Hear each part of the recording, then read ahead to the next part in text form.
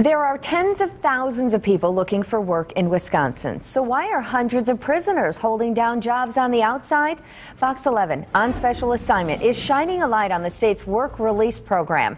And Robert Hornacek joins us now with a preview of his story tonight. Good morning, Robert. Good morning, Rachel. You know, the Department of Corrections says 97% of all prison inmates will eventually get out, and they say the goal of work release is to give these inmates the skills to survive on the outside. But some people say in this economy, those inmates are taking jobs from people who are unemployed.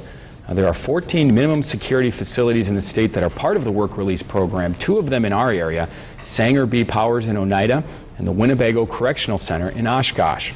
Now, the Department of Corrections says right now there are approximately 759 inmates on work release across the state, 176 of them in northeast Wisconsin. The state says the inmates are only allowed to take jobs when employers can't find anyone else to do the work, and those employers have to show that they've tried to hire other workers. But some union leaders say the jobs should be going to people who are out of work. What's done to ensure that those inmates aren't taking jobs from folks on the outside? We work closely with companies to determine what their recruitment efforts are for civilian employees. That's one of the first questions we ask when we're approached by a company, asking if we've got any inmates that would be able to work at their facility. I don't have any problem, absolutely no problem when they get out that they get a job, and I hope they do, all of them. But to take them on a temporary basis at the expense of people who are unemployed, I think is wrong.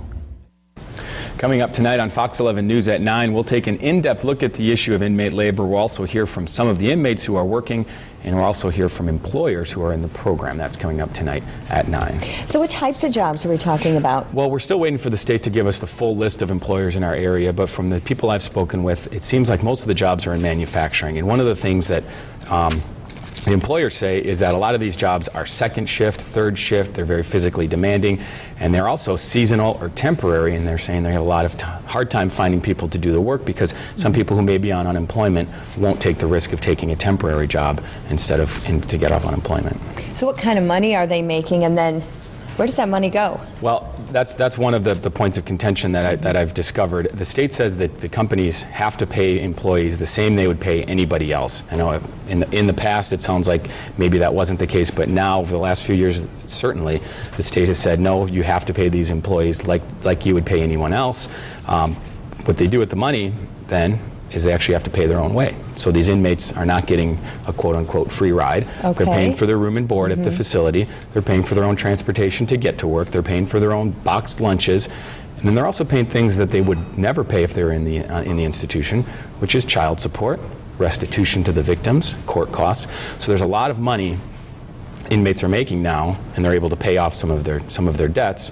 The question is, should they be having these jobs, or should these jobs be going to people who are on the outside, who are unemployed? And so we're going to get into a lot more detail on that argument tonight. All right, so more on this story on special assignment tonight at 9. Thanks, Robert.